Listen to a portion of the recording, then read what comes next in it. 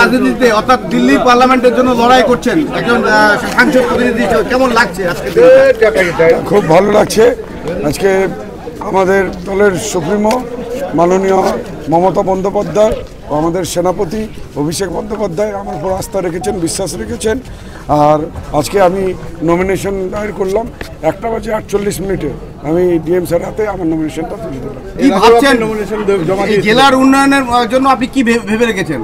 এই সার্বিক আমি আমাদের রায়গঞ্জ লোকসভাটি 7টি বিধানসভা জুড়ে আমি প্রত্যেকটা বিধানসভায় গিয়েছি।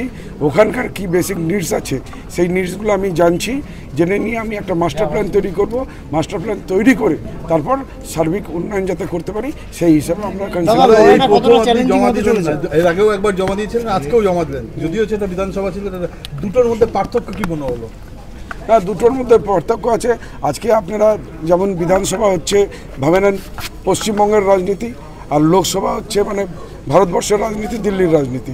দুটোর মধ্যে মানে পার্থক্য তো রয়েছে। তো ওই তাই বললাম, দিদি আমার উপর আস্থা রেখেছেন, বিশ্বাস রেখেছেন।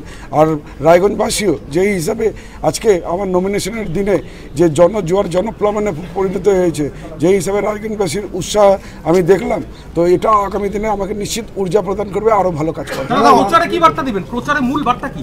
না, প্রচারের মূল বার্তা এটা আছে, যদি আমি জিতে আসি তাহলে যেটা মাস্টার প্ল্যান ধরে উন্নয়ন করতে হবে। আর মেন যেটা আমার এজেন্ডার মধ্যে থাকবে, এই যে আমাদের 7টি বিধানসভার আশেপাশে যেমন সাউথগামী ট্রেন, যেমন হায়দ্রাবাদ, চেন্নাই আর ব্যাঙ্গালোরের কোনো ট্রেন নেই। তো প্রথম আমার থাকবে যে, কারণ এখান থেকে বিভিন্ন ধরনের লোকেরা চিকিৎসার জন্য এইসব জায়গায় যায়, আর সরাসরি ট্রেন না থাকাতে খুব অসুবিধা হচ্ছে। প্রথম প্রাথমিকতা থাকবে ওই ট্রেন চালু করার। মূল প্রতিপক্ষ কে দাদা আপনার? মূল প্রতিপক্ষ কাকে মনে করছেন? এখন দেখুন, আমার তো প্রতিপক্ষ মনে হচ্ছে না কেউ আছে। আপনারা কালকেও নমিনেশন দেখলেন, আপনারা আজকেও আপনারা দেখলেন, ডিফারেন্সটা কি আছে আপনারা নিজেরা। অনেকে বলছে যে এই ত্রিমুখী লড়াইয়ের প্রধান ফ্যাক্টর হবে হচ্ছে ভিক্টর, কি বলবেন? আমার তো মনে হয় না ত্রিমুখী লড়াইয়ের কোনো ফ্যাক্টর। ভিক্টরের তো চাকুলিয়াতে জামানত জব্দ হয়েছিল, নিজের বিধানসভায় যে জিততে পারে না সে লোকসভা কি করে আশা করে? এখানে লোকসভা নিশ্চিত ওনার জামানত জব্দ হওয়ার মধ্যে কোনো সন্দেহ নেই। এবার ভোট কাটুয়াদের কোনো ভোট দেবে না, এটা জনগণ ত্যাগ করে নিয়েছে। কেন এবার ভোটটা যেটা হবে সেটা উন্নয়ন নিরিখে হবে। যেই হিসাবে মানবিক মুখ্যমন্ত্রী মমতা বন্দ্যোপাধ্যায় পশ্চিমবঙ্গে উন্নয়নের বন্যা বইয়ে দিয়েছেন, যেই হিসাবে অভিনব 74টা প্রকল্প চালু করেছেন, সাধারণ লোক সরাসরি উপকৃত হচ্ছে। সেই জন্য এবার উন্নয়নের নিরিখে ভোট হবে। এবার কোনো ধর্মের সুরসিত ভোট হবে। তিনি প্রচারে ঝড় তুলেছেন, কি বলবেন?